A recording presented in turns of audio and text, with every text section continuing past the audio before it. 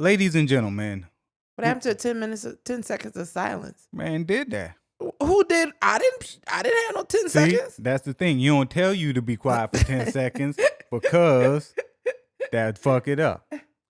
Ladies and gentlemen, we would like to welcome you all back to another episode, a presidential episode, presidential/residential/evidential. Wait, presidential, residential, evidential. And Who have evidence? I got all kinds of evidence. On? I'm awaiting till the book drop. Black Law and Legalize, where we specialize in The law. getting you motherfuckers out here to vote. Today is Monday. Shit. Today, Monday? Man, I don't know. You stupid. Today is Wednesday. So today is Wednesday. Wednesday. And Monday was the deadline to register to vote in Louisiana. So if you're listening now and you're a Louisiana resident who hasn't voted, screwed, registered, and I hate you. Yeah, all that. And so the most, all right, what you can do, my name is Dan and I'm one of your hosts. Keep up with me on Twitter, IG at I Am Dan on Drugs. Keep up with the show on all social media platforms at Black Law Podcast. Check out our YouTube page where you can find full-length videos, except for the one that YouTube banned and sent a warning against. Dude, which one? I'm gonna have to send. Introduce yourself, son. Oh shit, man! Look, I always say that there is no such thing as bad publicity. If we're being banned by YouTube, that we must have been giving out some damn good advice, some good shit. Had to be some good shit. Hey, and I'm just Dan, and you can follow me on Twitter at I Tell Legal Lies. Dan, as Dan said, you can follow the show across all social media platforms. And of course, Becky is Becky in the bathroom? Man, she's somewhere. I ain't seen her in a couple of days. Wow. Becky's on the stroll. She's trying to get money so that we can continue to do the show. And pay the mortgage. We need funds, so she on that stroll. Yeah, and if y'all want to donate to us, man, just DM me. Just DM me, that's all. So check this out, right? Okay. Hi, Black Law and Legalize. Our team has reviewed your content, and unfortunately, we think it violates our community guidelines. We've removed the following content from YouTube. Video. Episode 147, Working in Isolation. Wait, really? We know that this might be disappointing, but it is important to us that YouTube is a safe place for all. If content breaks our rules, we remove it. If you think we've made a mistake, you can appeal and we'll take another look. Keep reading for more details. Your content violated the policy. YouTube does not allow content that spreads medical misinformation that contradicts the World Health Organization or local health authorities' medical information about COVID-19, including on methods to prevent, treat, or diagnose COVID and means of transmission of COVID. How this affects your channel. Because this is the first time, this is just a warning. If it happens again, your channel will get a strike and you won't be able to do things like upload, post, etc., etc., etc. So, wait, we spread misinformation about COVID because we said people were in isolation and that affects their mental health? That's about right. So what I said back, I appealed and I said, you must be utterly confused. I'm not sure what triggered your man, I wish I could find my thing. But basically I said, I'm not sure what type of algorithm y'all have running that triggered a flag on this video. What we're doing is we're conveying exactly what you're accusing us of doing as far as spreading misinformation. We were talking about Dr. Stella Emanuel and how the bitch is a quack. So that was in the description of the YouTube video. So that's what got it pulled. I think they just saw her name. Right. So I'm like, I appealed it and I said, yeah, we riding with y'all. We are not going against anything. WHO, CDC, So 3 days go by. Your appeal has been Take a guess. Denied. Thank you for submitting your video appeal to YouTube. After further review of the content, we've determined that your video does violate our community guidelines, and we've upheld our original decision. So I get online and I start looking around because that I've seen other people have videos flagged. So YouTube, in an attempt to be more transparent, they put out how many videos they banned and then how many appeals. So that, man, you about to get banned too. Out of 109,000 no, Banned? I'm sorry. I think it was out of 109 million videos over the past year That they've banned? that they banned. They've upheld 23,000 appeals. Not upheld, they've overturned. So they've overturned their ban. Yeah. Only on 23,000. Out of like 109 million. Wow. So I started to upload the video again and just change the wording, but I'm like, you know what? Fuck it. Okay. So, ladies and gentlemen, congregation, well, we are gathered here today. It is a momentous day, a memorial day. You know what? A day to remember. Our president has caught COVID, and that tickled my spirits, ladies and gentlemen. That tickled my soul. And I prayed for the man. I said, Lord, let thy will be done. And I'm still waiting for his will to be done, because this can't be it. This can't be it. Man, what are we talking about today? Won't he do it? Man, look, I'm with you on that one. I was like, won't he do it? And I said, And then you got all these. This is the thing that I don't get. Black folks.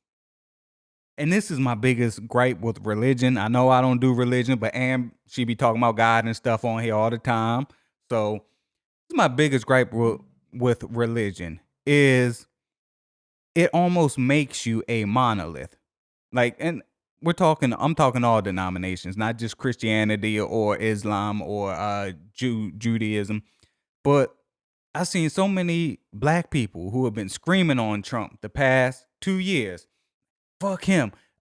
See, he's evil. He needs to get out of here. Man, I hope so. And then as soon as it said, oh, I don't wish death on no man. I don't wish death on, I pray he recovers. I pray he recovers. Why are you praying he recovers? Fuck him. Is he going to pray if you sick and you need to recover? Not at all, because he doesn't pray. But, all jokes aside, I can admit I did have to repent, because when people say I don't wish that on anybody, they're lying. When I heard that he had COVID, I was like, I hope he dies. I am honest enough with myself in the world to say that. But I did have to repent from that, because that is not what we should be saying. We should be saying rest in peace, motherfucker. We should not be. You should not wish death on anybody. I mean, honestly, no matter how evil. But let me go back a little bit. Would you wait? Because let me go back a little bit, because I know it. Because after I said what I said, I also recall saying that I wished that pedophiles would die. Mm-hmm. There are a lot of people that I say they need to die. Someone needs to kill them. I say that quite often. I mean, I wish death on you almost every day. I'm gonna need you to wish harder, man. Shit. But seriously, that is not the way that we should be thinking. And I did, because that is what my Bible teaches me. So, because vengeance is mine, said the Lord. That's what God said. God said that he is the one who will rain vengeance down. He also says that we should render unto Caesar what is Caesar's. And he says that we should have respect for those people who are in authority over us. the thing about it is, Man, let me just say I this. don't. The Lord works in mysterious ways. Sometimes he needs that little nudge, like, come on, take him out. I don't acknowledge Donald Trump's anything over me. That's the thing, and I guess that's where my cognitive dissonance comes in at, because I'm supposed to have respect for people who are in authority over me, but I don't consider him having any authority over me at all. I mean, I reject him as president of the United States. So I guess, like I said, that's where my cognitive dissonance comes in at. But once again, Hell with that, repent. That's all I I'm saying. had to, because really, I mean, we've talked about this in other episodes. When you hate, it affects you more than the person that you're hating. Yeah, I I saw an old James Baldwin quote. I've been doing a lot of reading lately. James Baldwin, like one of my favorite authors. But I'm gonna butcher the quote, but hate destroys the person that is hated and the person doing the hating equally. Correct. That, and you butchered it a little bit, but that was the gist of what he said, and that's absolutely truth. So I spent a very large part of these 3.5 years hating this man, and it was poisoning me. So that whole repenting from wishing him dead, it helped me. It did. It helped my mental state, because honestly, it was like, man, look, I grit my teeth so often just when people say his name, because it's like, but once again, I'm working through that. I'm still a work in progress. Y'all just bear with me. Man, when I got the news, I laughed my ass off. And then, Twitter gonna do their thing. I love Twitter. I love y'all toxicity. I love it. Because they played the clip of him at the debate talking about some, now, I have a mask right here. I wear when I need it. But you look at Joe, he was wearing the biggest mask anybody's ever seen. And he could be standing 200 feet away from everybody. And the mask is just so big. And then swipe his tweet. The first lady and I have contracted. I died laughing. And then the other one where they had Cardi B in the background of his little rally, where he's sitting there talking. Some said coronavirus. That shit is And then real. the dude said, man. So But what's crazy though? Let me tell you something. This, in spite of the fact that he has contracted this disease, he is not acting in any way, shape, or form as if he has this disease. He is flouting every guideline that has been issued pertaining to someone who has COVID-19. Like, he did his little drive-through, his little parade wave. Mm-hmm. He got to the White House in spite of the fact that the doctors wanted him to remain at Walter Reed. He flies, and then he shoots a political video saying, go about your life. Don't let this thing do X, Y, and Z to you. Go about your life. Be careful, but go about your life. Don't let Corona, so in spite of the fact that he has contracted this disease, if he has in fact contracted this disease, because theories abound that this was once again just some political hack, just some little bunch of politics. Myself, I don't know whether he has it or not. Just saying. And that's sad though, because when you think about it, and that's the first thing I said, is I texted Paul, and he said, well, I forgot how to exchange one, but anyway, I said, man, I think he's faking it. So First thing I said as well. Paul made a good point though, which is, nah, he ain't faking it, because with his whole strongman image that he presents to the world, that he's, strong leader, strong, oh, Mr. President, sir, you so strong, sir, and, I'm a badass. Why would you show yourself in a position of weakness? However, just so you can do what you're doing now. Because what did he say in yeah, don't both? worry about it. I have beaten it. I have beaten coronavirus, and so can you. Sources around him also said that was the only time that they saw him actually terrified. Right. Not even a little scared, Mm-hmm. terrified. He thought he was gonna go out like one of his boys, another New York developer who died a couple months ago from coronavirus. And the whole press conference that the doctors had, and they came out, he's doing okay, slight drop in his oxygen. Slight fever, slight Yeah. this, everything was slight. Mm-hmm. So then there was like this big, who was it, Meadows or somebody came out and kind of contradicted what the doctor said. And the doctor was like, look, I had to say, I saw painted that. a rosy picture, and sometimes we need to paint rosy pictures not only for the people but for the patient. That's right. So I was like, huh. But anyway, man, if he, in the words of the great Ivan Drago, if he dies, he dies.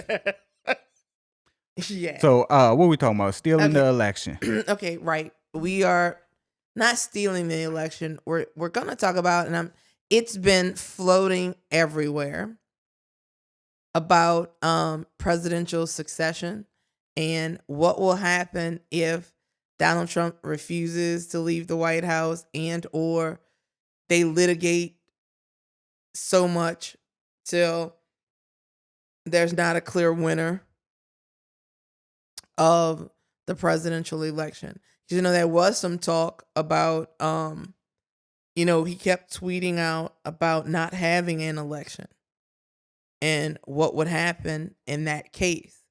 Well, the thing that we are going to talk about is basically, does Donald Trump have the power to do that? Like, can he stop the election? Mm-hmm. He cannot. Congress, though, has the ability to stop the election, and they won't. So, next thing, if the election is contested, what happens? Your thoughts. What do you think? What do you think happens? Okay, so if the election is contested, we're probably going to be looking at recounts in multiple states. We're really only focused on the swing states here.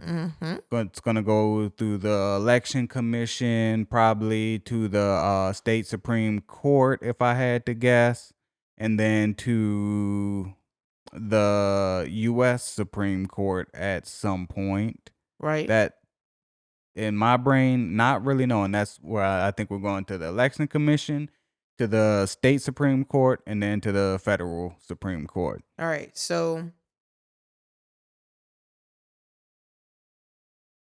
kind of, sort of, right. But this is basically, what you said is about 99% correct. What happens is states have until December the 14th to certify their elections in order to go to the Electoral College, right? Electors have until December the 14th. They have to cast their ballots. So what winds up happening is you have contested election. It does go through the courts, state court, federal court, Supreme Court. But keeping in mind that December the 14th date, that's the deadline. That is 100% set in stone. That's by the Constitution. So by December the 14th, these electors have to cast their ballots. with the Electoral College. So if you recall, what was it, 2000? Gore Bush? Mm-hmm. All right. Recall there was a recount in Florida, but Supreme Court intervened and stopped the recount because by December the 14th, these electors have to cast their ballots. So let's say, what's the magic number? Do you know? The magic number of electoral is 270. 270. Right.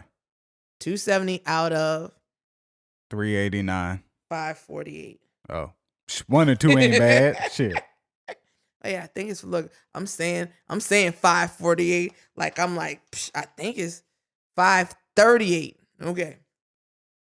So 270 out of 538. So what happens if nobody has 270?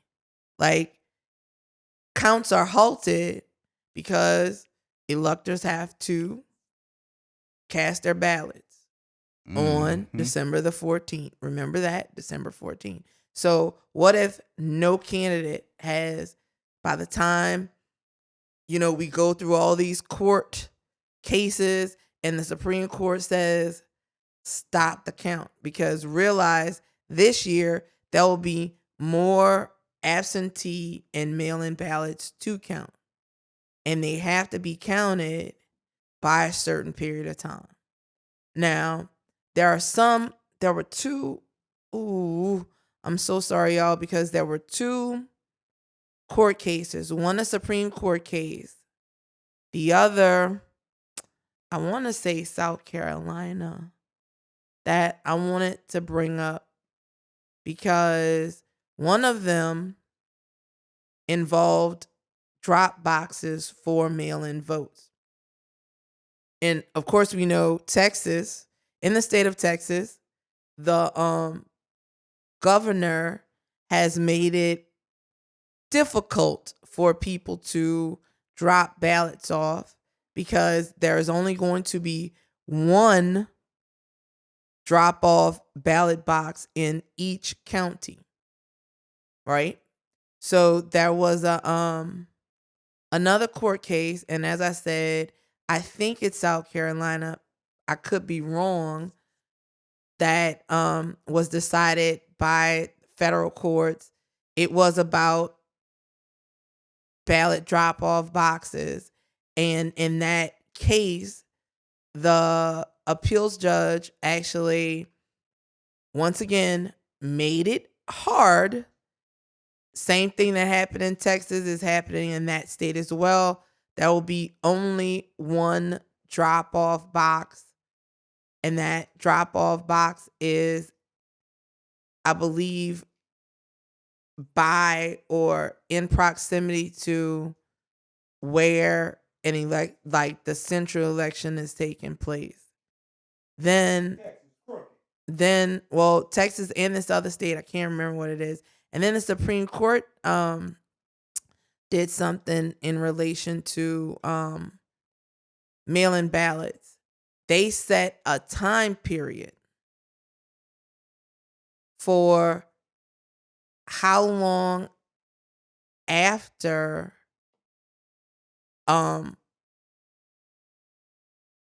wait, no, that wasn't it. Back up. So one state that has a Republican-led legislature changed the mail-in ballot rules that you had to have a witness. Like after you signed your ballot, you had to have somebody witness saying that they witnessed you signing your ballot. Democrats tried to stop that. Went all the way up to the Supreme Court. Supreme Court said, nah, it's good. If they want somebody to sign your ballot, it's all good. So keep in mind that millions of mail-in ballots have already been sent in. So what the Supreme Court said was any ballot received within that didn't have the witness signature received within 2 days of their ruling, those count.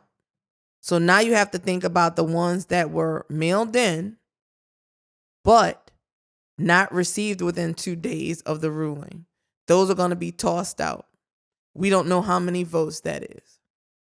So I know I'm going down on a tangent as far as mail-in voting is concerned, but as far as elections go, each state has their own set of rules.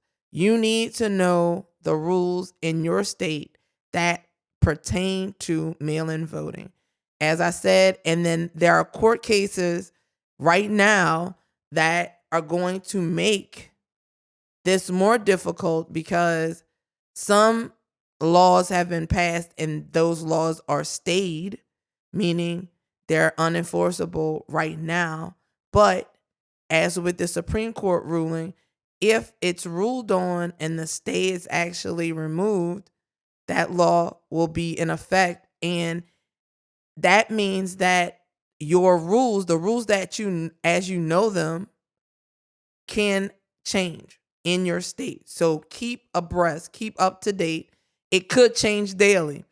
That's what we're living with. That's what we're working with right now. But so they have a certain period of time, as I was saying, to count these votes, even mail-in voting. Certain period of time to count them, get their elector to cast their ballots. So nobody gets to 270. What happens? Right? Well, this is what happens if no winner is named. If no one gets to 270. Constitution says 12th Amendment kicks in. And this is how this political cycle, how this presidential election could be off the charts and historic. So nobody gets to 270. The 12th Amendment says that the House of Representatives get to pick a president. The Senate gets to pick a vice president, right? So House of Representatives gets to pick the president. Senate gets to pick the vice president. Keep in mind that when's inauguration? January 20th, right? President has to be named by that date. So say the House of Representatives, they're haggling about that, right? Well, and this is how, as far as the House is concerned, how the vote works. Each state delegation gets one vote. Needs 26 votes to actually win. And the candidates are the top three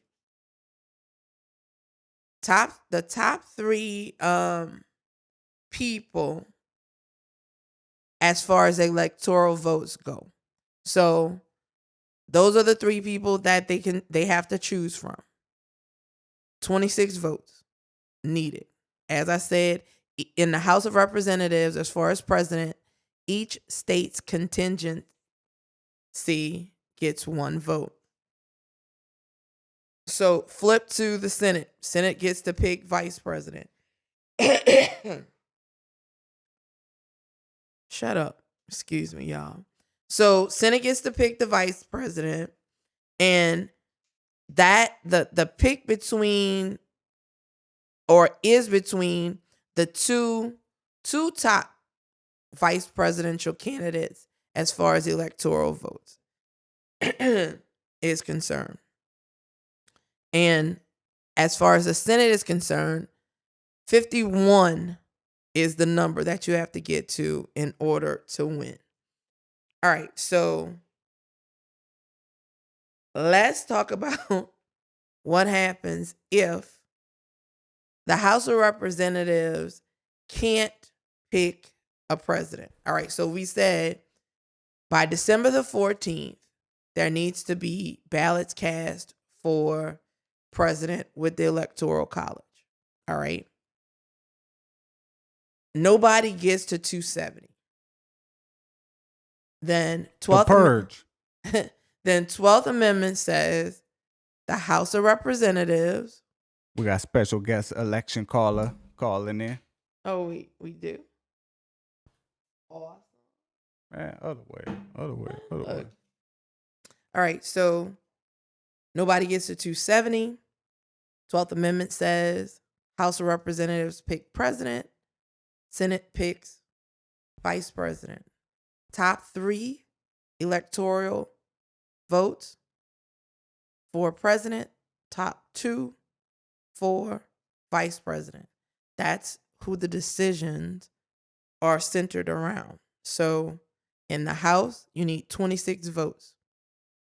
Each state gets 1 vote. You need 26 votes. Senate, you need 51 votes. Each senator gets 1 vote. All right. So what if House of Representatives can't pick a president? What happens then? Then the 20th Amendment kicks in, and it says that and that I mentioned inauguration date. That's January the 20th. So no president is picked. 20th Amendment kicks in. That says the vice president acts as president until a president is picked.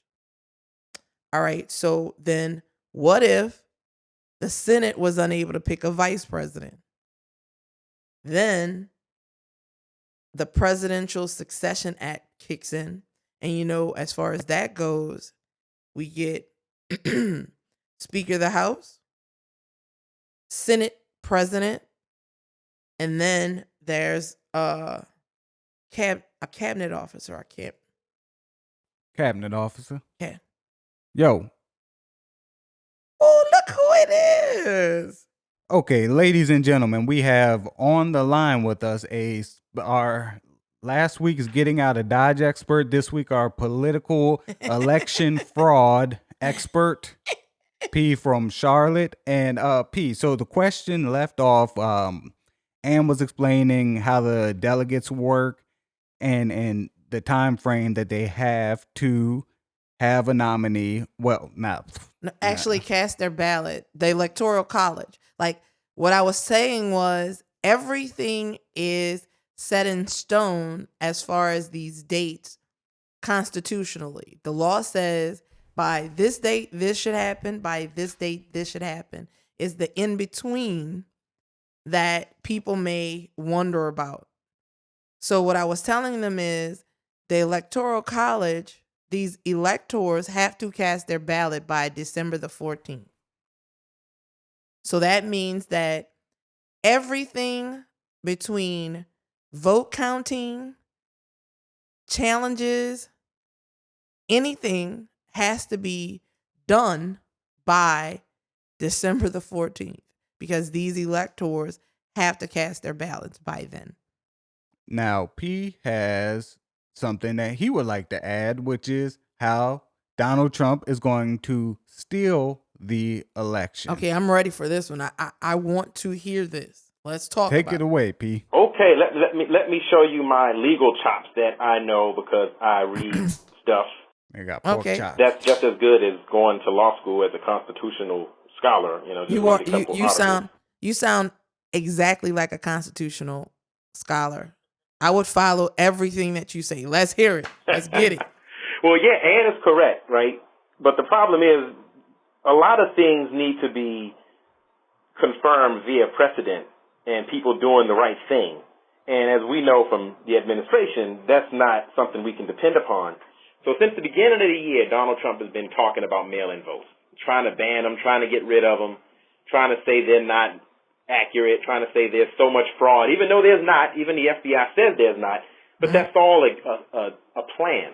So he knows Democrats aren't going to vote in person due to COVID, even though a side note, most people have been going out anyway, so I don't know why you wouldn't go in person. But that's a different that's a different argument. But so the stats show about 60 to almost 70% of registered Democrats who are going to vote are most likely to vote by mail. That's just what the numbers, the limited polls say. Mm-hmm. Most Democrats are going to mail in their vote. So with all of these issues, Donald Trump has a couple different windows that kind of play into each other of how he can pretty much stage a coup and take this election. All right. Preach, brother. Teach me something. Third eye. So the first thing is, people tend to think that the winner of the election is declared on election night, and that's not correct. true. The winner of the election is projected. If you look at the news says projected winner. Mm-hmm. The news projects winners. The actual counts aren't complete until months later. Yeah, days to months later, weeks later. Mm-hmm. But they can pretty much get a good idea based on the returns early on if they're going to win or not. So since most Democrats are going to vote by mail and most Republicans are going to vote in person, on election night, Donald Trump is going to be shown as having more votes, overall. Now, he won't have electoral votes because it won't be official. So this is why, if you look back what Donald Trump says, the Republicans have been saying over and over, we're not going to contest the election. We're going to have it cleared up on election night. They keep saying that whoever's the winner on election night is going to be the winner. The reason they're saying that is because with legal challenges, they can stop the counts, delay the counts, hold up the counts in these certain states, sort of like what happened in Florida in Bush versus 2000. Mm-hmm. So what that does is, like Ann said, we got two dates. We got December 8th and December 14th. So December 8th, you have to have that deadline of all these challenges and counts have to be done. Well, since all of them aren't going to be counted at that point, more than likely, the vote is going to go on December 14th to the delegation. Now, here's the problem with that. Everyone assumes because the Democrats hold a majority in the House of Representatives, that means, they'll just vote and name Joe Biden president. No, it doesn't go by overall. It goes by state delegations. So this is where gerrymandering comes into play.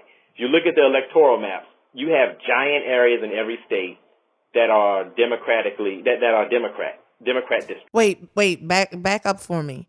You you talked about the Electoral College, and then you made a jump to the House of Representatives. Yeah.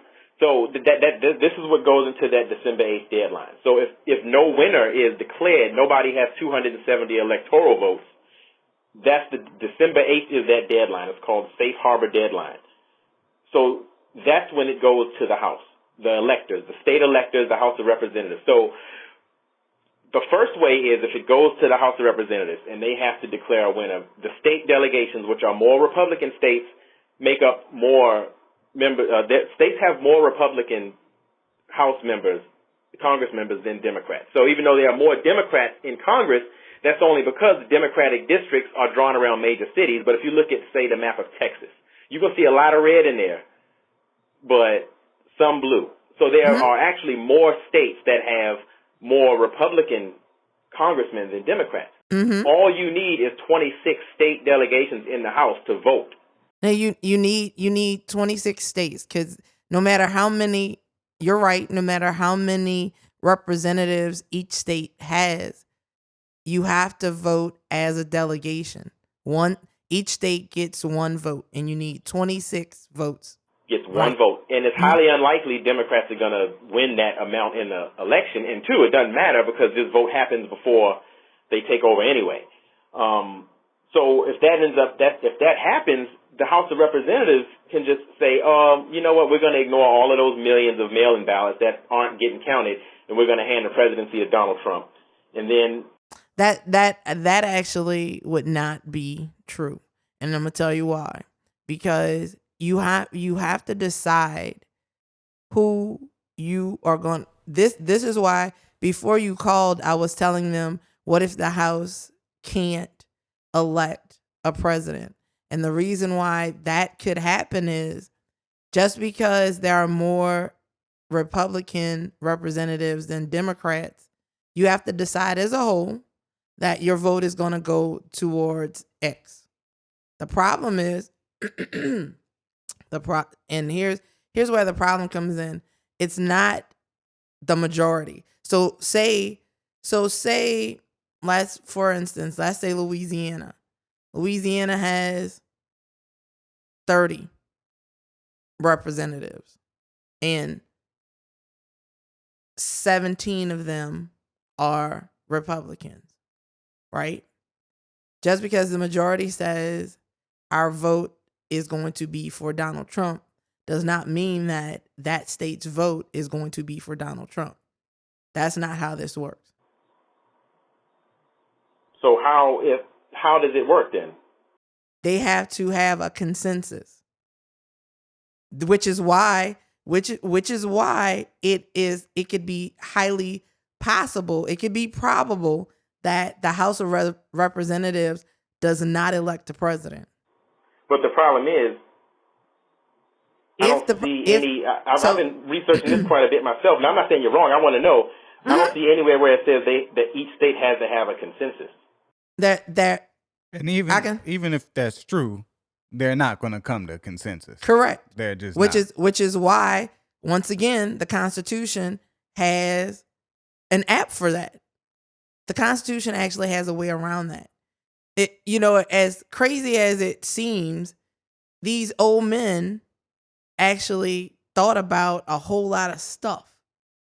So, I'm sorry. So, what would basically happen if they can't come to a consensus, if they have not elected a president by Inauguration Day, then the 20th Amendment actually kicks in. And what'll happen is, if the Senate has elected a vice president, then that's who will be the interim president until a president can be decided upon. If the Senate does not elect a vice president, then presidential order of succession would kick in.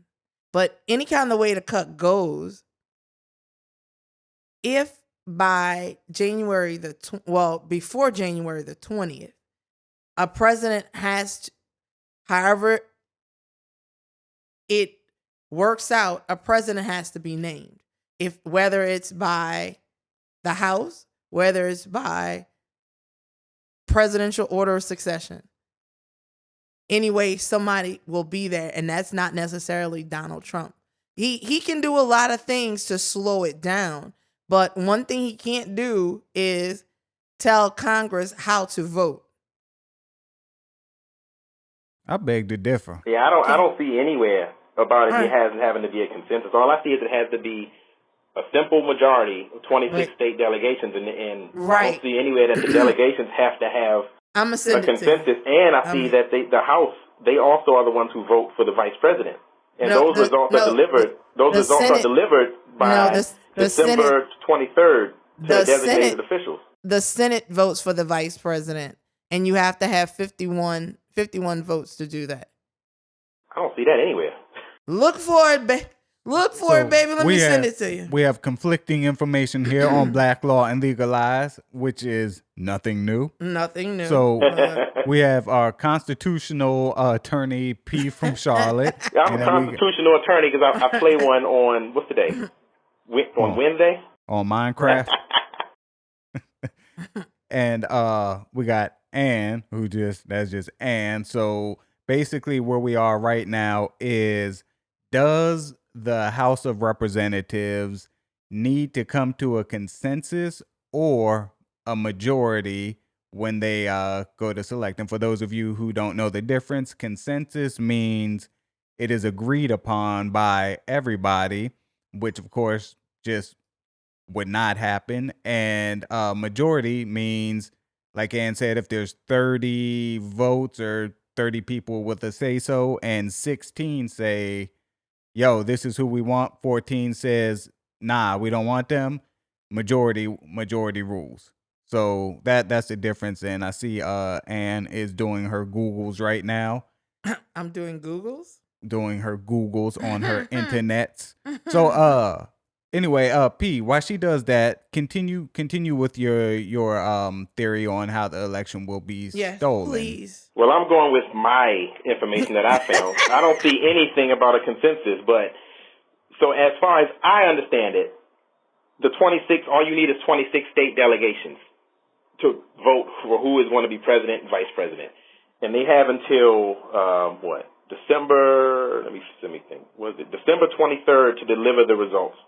And then on January 6th, that's when the joint session of Congress counts those votes and declare the official election results. And now you can challenge that, but the problem about challenging it is they have to meet two requirements, and they only get, 2 hours for the House and the Senate to vote if they're going to allow those objections to the way that the electors were counted. Now, the other problem is, what kind of goes into this is, even though every state is responsible for how they designate electors, most states have laws about how they designate electors. There's a fear that even though there's supposed to be laws, that they may not operate on precedent, and they can try to last minute designate separate electors outside of the law, which is going to be challenged in court. That's his other play. He's going to challenge that in court, and we know he has all those federal judges to see if they can designate their own electors, because it's up to every individual state to certify the results of the election in that state. So if you have an elector that's sympathetic to Trump, and they have, say, a Republican governor, which thankfully the states that may try that all have Democratic governors, so they'll veto it. They can just say, yeah, we don't think these counts are accurate. This is how we think the count went in this state, and then they can decide to stop the count and determine Donald Trump as the winner of that state. Now, that's unlikely, because a lot of things have to be ignored, and you also got to have a governor that's not going to veto it. But he has multiple routes, and one thing we know about this president, he has no regard for precedent. He has a bunch of, 270 federal judges he's appointed, not to mention the ones that were already there that side with him. He's probably going to get his Supreme Court pick unless a dozen more senators go down with COVID and they don't vote virtually. But that's my understanding. Now, I'm not saying Ann is wrong at all. Look, I ain't no lawyer. I'm just saying I never saw anywhere that the states need to have a consensus, because we all know that would never ever happen, ever, and that would just throw more complication into the system with such a limited time frame. Mm-hmm. Now, for a lot of people, and I see this too a lot especially on social media, where everybody's known for being an expert, but also known for being completely wrong. I've been wrong a lot, probably more than I've been right. Man, so what the average Joe thinks, and this is not a knock to the average Joe, because I'm sure they're just getting bits and pieces of information from different sources, but this is how the average Joe thinks it's going to work. Okay, let's say we don't have a clear-cut winner by January, whatever the date is in January. They think that Nancy Pelosi automatically becomes president, which is not the case. And no matter how you explain it to them, they refuse to see past it. And most of these people are right wing. Wait, go back up, because if Nancy Pelosi, so say what you just said again. I was reading some other stuff. Okay, so if this is how a lot of, especially our right wingers think, because they're just deathly afraid of Nancy Pelosi becoming president. Correct. But if you don't have a clear-cut winner by, I'm just going to say inauguration day, I don't know what the date is, that Nancy Pelosi would automatically become the president of the United States. Well, if everything fails, if Congress fails to actually elect a president, if nobody wins the majority of nobody gets to 270, then it does go to the House of Representatives. If the House of Representatives cannot elect the president, then if a vice president has been elected, that vice president would be the one who would stand in. Now, if they cannot elect a president or a vice president, then presidential order of succession. And yes, Nancy Pelosi would be, if Nancy Pelosi wins her. It is not Nancy Pelosi as Nancy Pelosi. It is Speaker of the the House. Speaker of the House. Right. So whoever, now say Nancy Pelosi loses, but the House retains its majority. Whoever that new Speaker of the House would be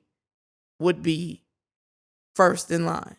Right. After the vice president, if no vice president. But let me get P his information. Continue. Okay. I mean, being that you haven't come up with the information yet, I think suffice to say it doesn't exist. It's there. I'm reading several different. I want to send him a good source. Okay. Thank you. Yeah, I'm reading something right now from Nancy Pelosi herself, and was saying the exact same thing. That if it goes to the House, every state delegation gets one vote, and if they Correct. have that We said majority, that. then they win. This is from Nancy Pelosi herself. Wait, what does she say? Read what she says. If she raised the possibility that if Donald Trump or Joe Biden don't have a winner declared, that the Republicans, which have 26 delegations to Democrats 22, can end up having to vote and place Donald Trump as president, and each state gets one vote, one delegation. And I read the whole article multiple times, and others, and I don't see anywhere that it says every state has to have a consensus. They get one vote. The problem is, how do you get to that one vote? It's not whoever has the majority gets that vote. But that's what I'm understanding. That's what happened. I've read that multiple times. That's not what happens. I've read it multiple times from multiple sources. We still waiting for your information to counters that, and I would assume that would be something that's quick to find if that were the case. So again, I'm siding with our community elections expert. Community election faker guy expert Paul is determined the winner by the delegation of Dan. Damn, I picked the president. Man, you know who I'll go with?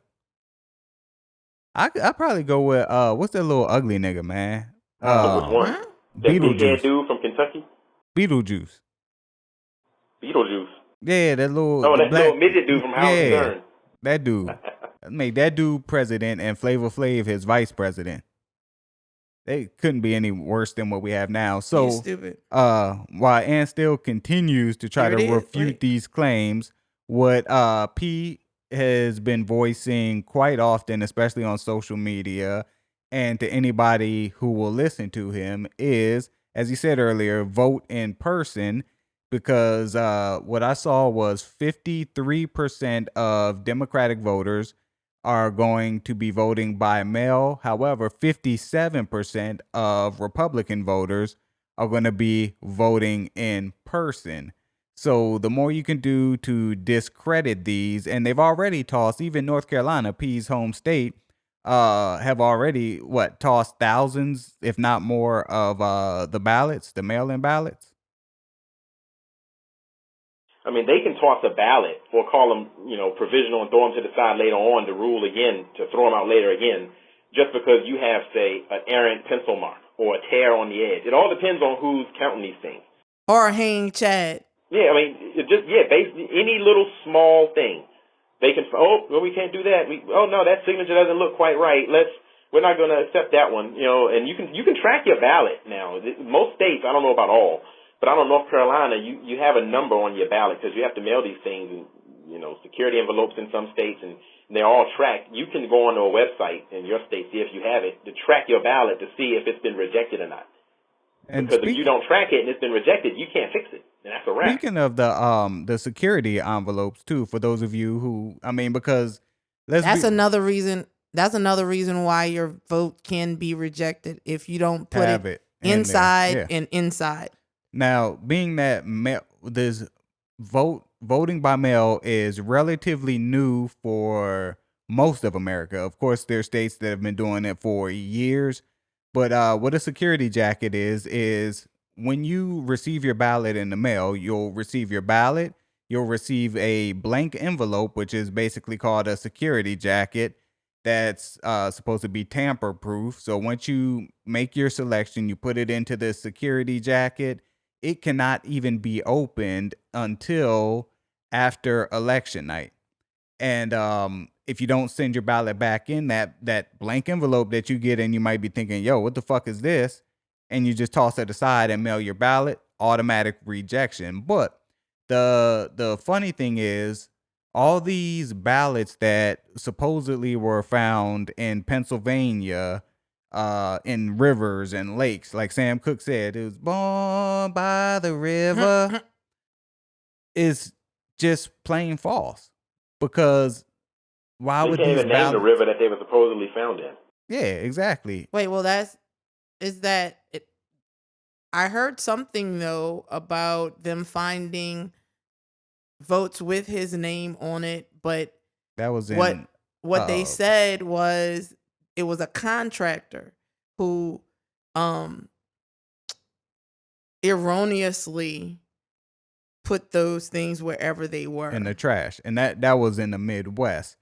But the thing with Pennsylvania and how you know it's a lie is because, as we said, Pennsylvania has those security jackets, so you should not be finding any ballots outside of those security jackets. One and two, there's no river in Pennsylvania, because first it was a river, then it turned into a ditch, then it was thousands of ballots with Trump's name on it, Just scribbled on the outside.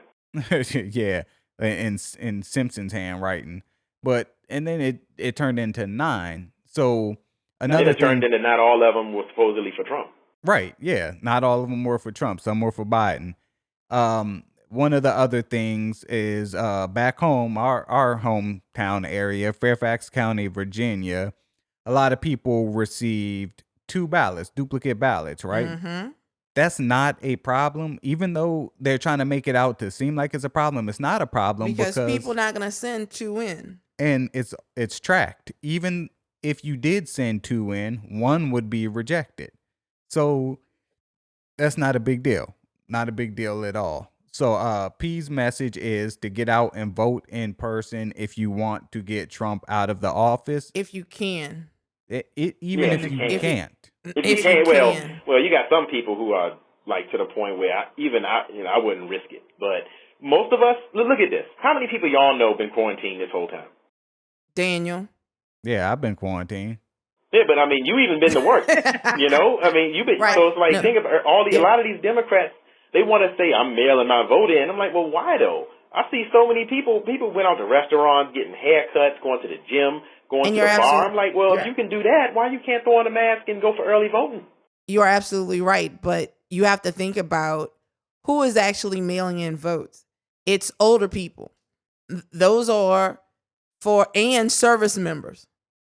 No, but that's every year though. That's nothing out of the ordinary though. I mean, we never get 50-something% of Democrats mailing in their votes in a normal year.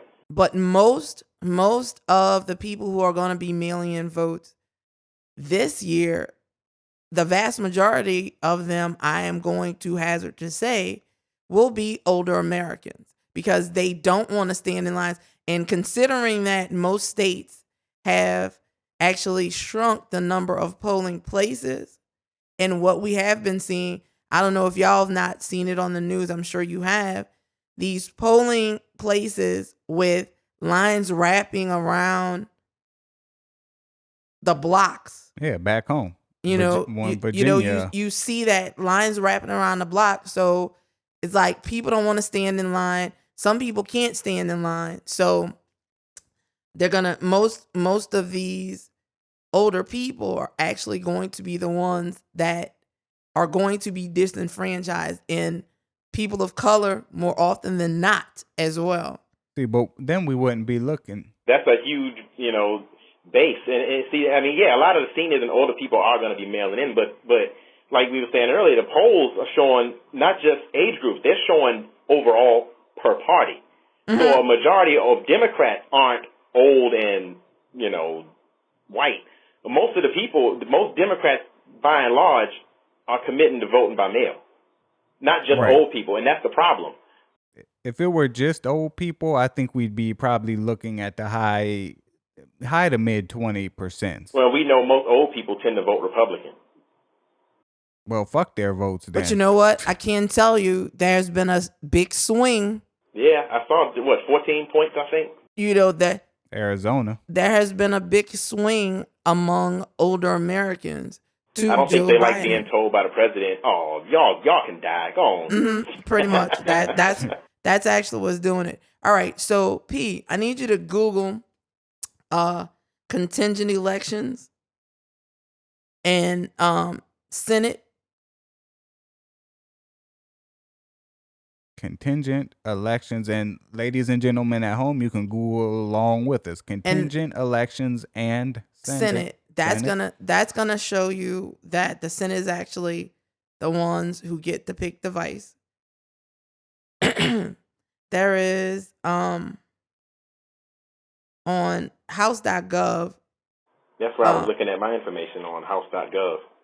Right. That actually they don't say everything on here. I was looking, you would think that they would have it, but man, where you getting your information from? Breitbart?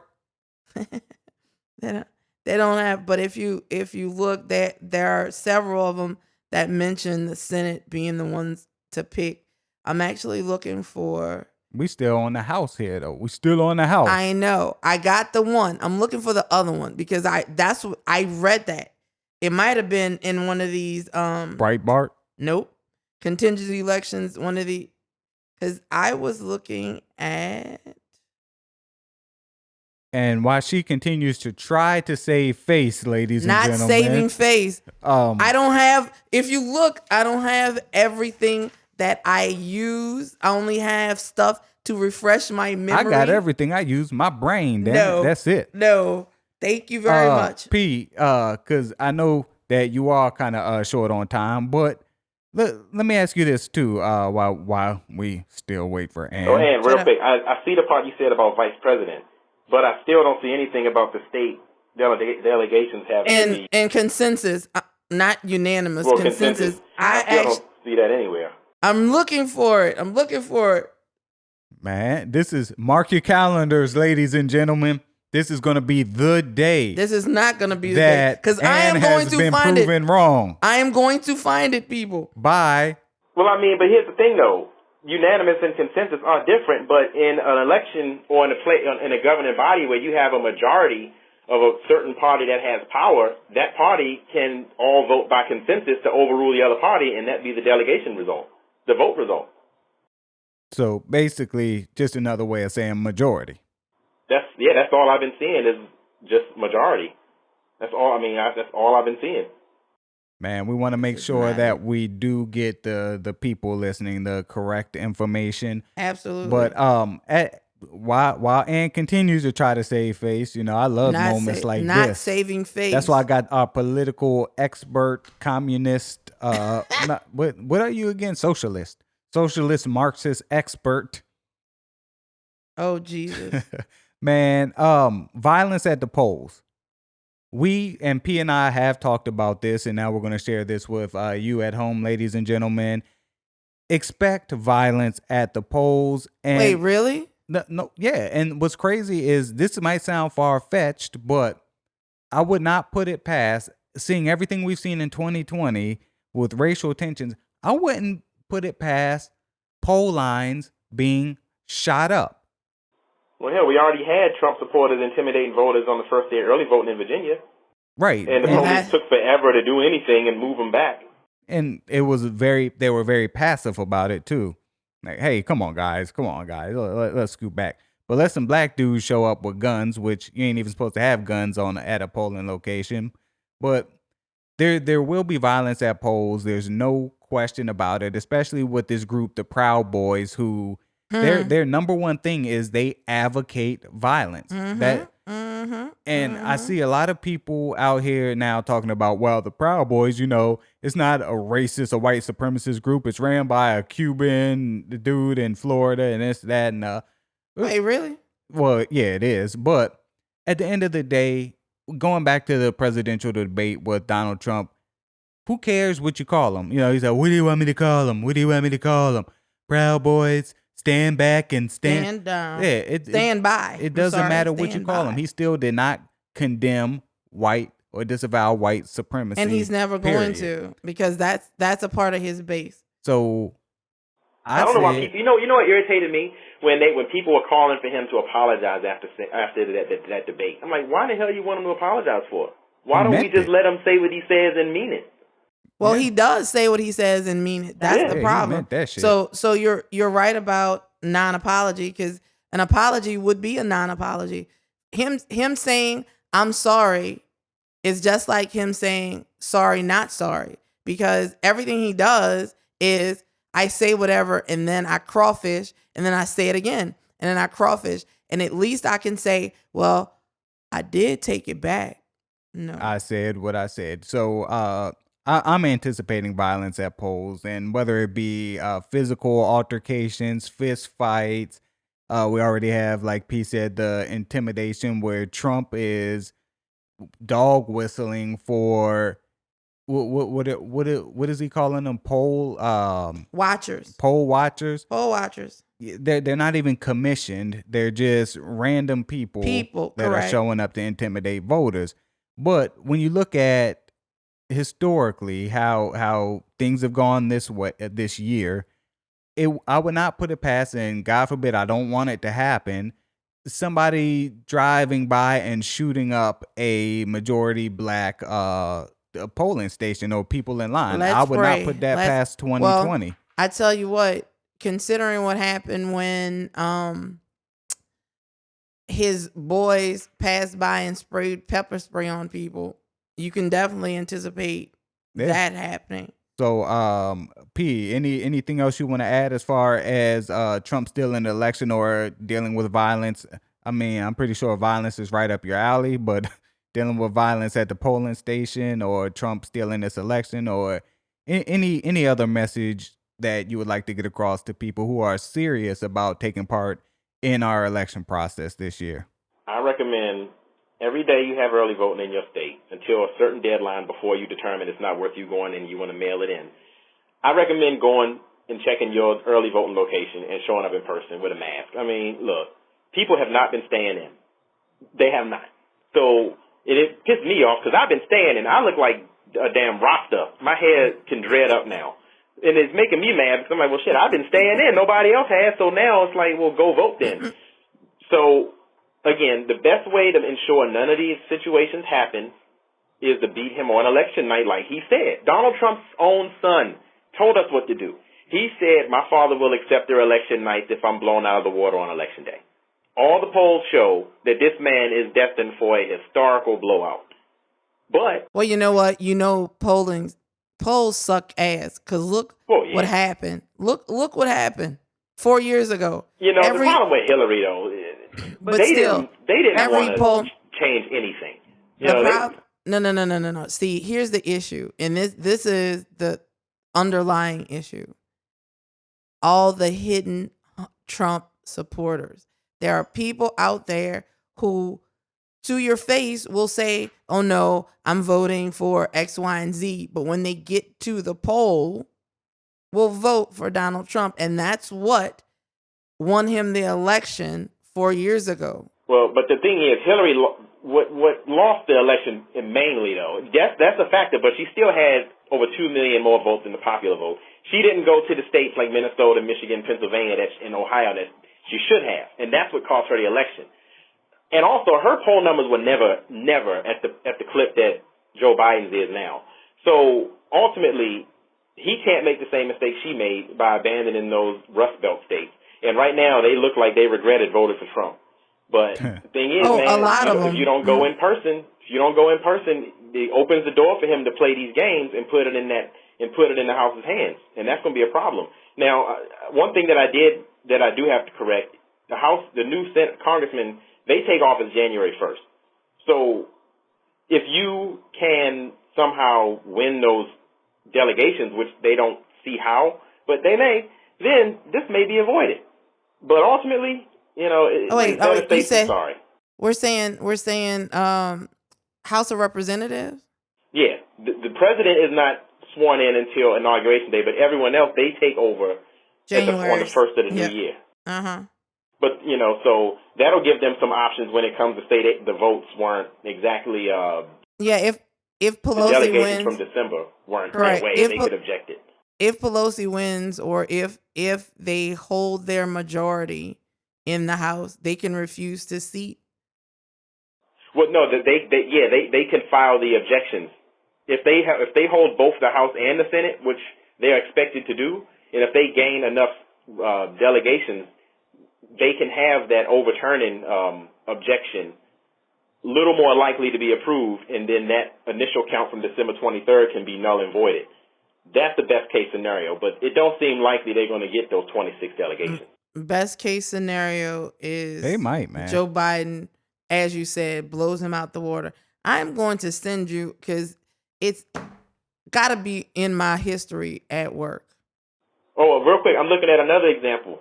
Historically, if a delegation does not give a majority of its vote to one candidate, it's marked as divided. That's if they don't have enough for one majority one way or another. So I still believe that it's a simple majority. It's a simple majority in each state. But then what happens in that case, as I was saying earlier, if they can't, then the 20th Amendment kicks in. But that's only if a state is a tie. If you have a majority, then it's obvious, it's likely that they're not going to have any ties. It's going to be 26. They hold 26 state delegations right now. I think it's 27. It's 20. No, it's 26. Is it 26? You mean they hold 27? Yeah. I think they expected to flip one, but they're still going to be able to hold 26 of them, most likely. All I know is that's a disastrous scenario. To sum all of this up, ladies and gentlemen, vote like your life depends on it. But what we've been saying, or what they've been talking about, because I'm not a political dude. I'm more of a like, y'all want to talk about cars and shit, and money, clothes, bankrolls, and hoes. I'm your guy. But no, money, clothes. Basically, what it boils down to is we're going to see an unprecedented election. We've already seen an unprecedented year this year. The presidency. President is not going to be named on election day. So no matter who you're rooting for. And they never are. Don't get your hopes up when you see the projected winner.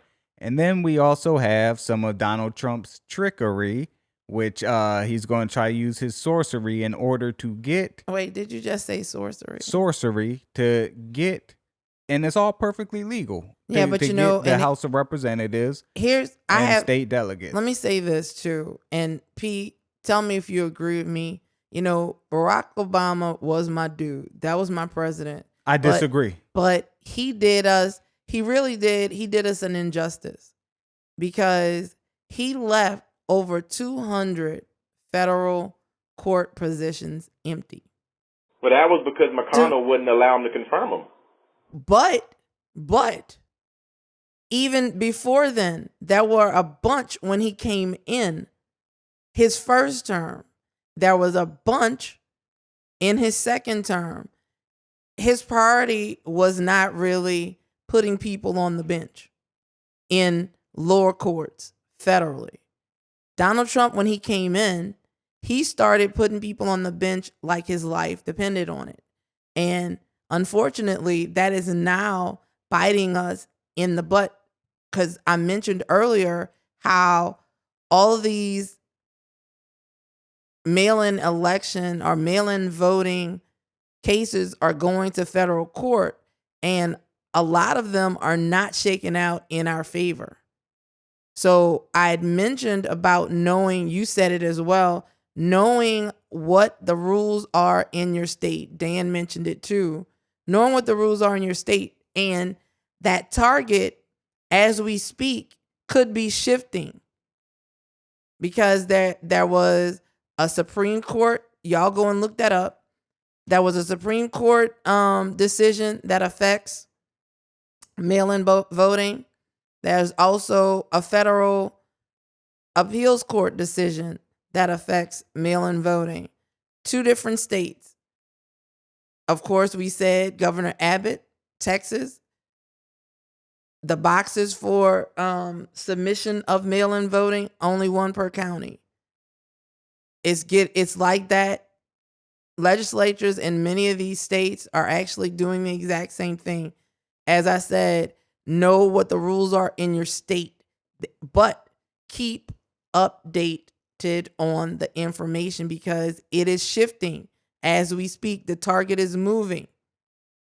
The closer we get to election day, believe it or not. And well, I got it real quick though, and I got to stick up for my guy Barack Obama though.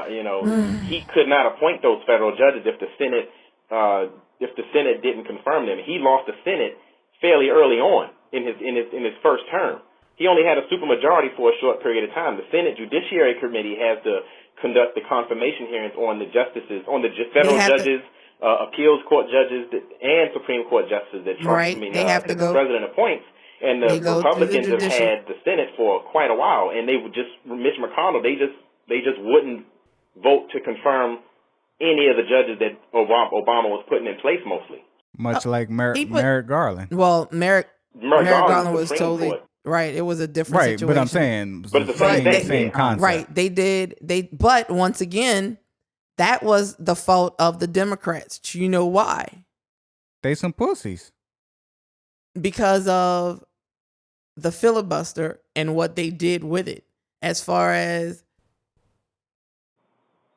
they just didn't call the vote to the floor. That's all the Republicans had to do.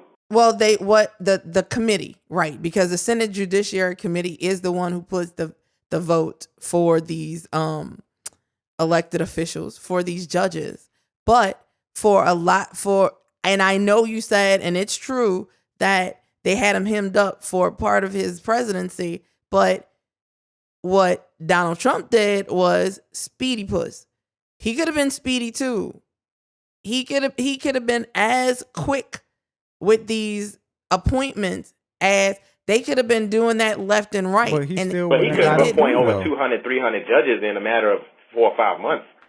Obama didn't have a majority in the Senate, not even for a whole year. I think it was a year. They had a special election in one of the Senate races, and that was what took his supermajority away. Man, ladies and gentlemen, we're leaving you lots of shit to think about. But at the end of the day, go vote. Barack Obama, best president in history, even though ever. Whatchamacallit? Vote for write him in. What was I gonna say? Oh, no, it was important date coming up, November 12th, which is a little more than a week after the election. Obamacare is getting its head put on the chopping block at the Supreme Court, and if this Amy Barron Coe, man, bitch got Amy Barron Coe, Aries Sasha Cohen Barron, man. That bitch got 7 kids, man. Now tell me she don't believe in Roe v. Wade. You get her the fuck out of here, man. Well, you know what? She doesn't. I know. She does not. That's why I say get her the fuck out of here. But last question, P. Last question. How do you feel about stacking the Supreme Court? Because this is going to be a conversation that's going to start gaining steam in the next couple of months. They're not going to do it. What's your thought? Well, it don't matter how I feel. They're gonna do it. They're gonna do it anyway. So they're full of shit. I know that. No, I'm talking about the Democrats. Because that's the nuclear option. If Amy Barrett, if she actually is placed, which probably is what she's going to be, and now you have a 6-3. Lord Jesus, help us all. Let's add some more Supreme Court justices. Right. You add more. Yeah, I don't like that. Because that's something that's going to set a dangerous, slippery slope precedent, and we all know who's known to abuse everything. So if the Democrats do that, then once the Republicans get the opportunity to do it, they're going to do it too. And next thing you know, we're going to end up with 17 Supreme Court justices. Look, we'd have 21 Supreme Court justices. we start naming random people to the Supreme Court. You know, it's just like, no, I don't like that. You know, I feel like people missed their opportunity. And even though, like we said a minute ago, she had the popular vote, people in those states, those dumbasses, fell. Let me not call you dumbass. I'll say the dumbasses that voted for Trump in those states that used to go Democratic bought his bill of goods, and they decided, hey, let's try something different. They voted for Trump. So now we get what we got. And, you know, and the other thing is this. Yeah, it's messed up that the Republicans didn't nominate Gorsuch. Didn't vote for, not Gorsuch. Merrick Garland in 16. But here's the thing. Again, like I said when I first got on, Democrats need to stop talking about precedent because these people don't operate on precedent. So they said, well, we're not going to nominate a justice in an election year. That's not a law or a rule. The Republicans said, well, typically in 2016 to justify that. We all knew in 2020, if it happened, they were not going to go by what they said in 2016. So It's like fair game. They can do it. They're legally, and technically it's not right, but they're legally obligated to vote. No, technically it is right. Technically, morally, no, morally is wrong, but technically is right. When Trump opened up morally is wrong. We know these people don't have no morals, but I'm like, hey, you know, they won. And that's exactly what Trump said in the debates. That's probably the only thing he said that was worth listening to is Biden tried to call him out on it, which is, you know, and Biden, man, he like one of them old uncles that had one too many beers, but he's like, yeah, man, Supreme Court, more, you guys are trying to push this through. But nah, Trump literally said, look, you know what? Who cares? We won, y'all lost, we make the rules. And that is it. That is exactly what he said. So anyway, ladies and gentlemen, this has been another voting episode of Black Law and Legal Lies. And we did a former voting episode. Oh yeah, we did mail-in ballots. Something like some that. Other stuff. Yep. We'd like to thank our special guests out there on the ground and in the Battle State community. Man, I'm about to send you that shit. Don't worry. And just for public record, this day, let's mark the day not that today. Ann has not been today. proven wrong. This is not the day. On some information. Well, let's get it straight. I showed him the stuff about the Senate. I just need to come up with my source for the consensus. Thank you very much. It's going to be on itelllegalize.com/blog. All right, P, man. Thanks for calling in, yo. All right, y'all. All right. Good night. Awesome. Keep up with the show. All social media platforms at Black Law Podcast. Keep up with me. All social media platforms, which is only Twitter and IG at I am Dan on Drugs. And you can keep up with me, and you really can, on Twitter at I Tell Legal Lies.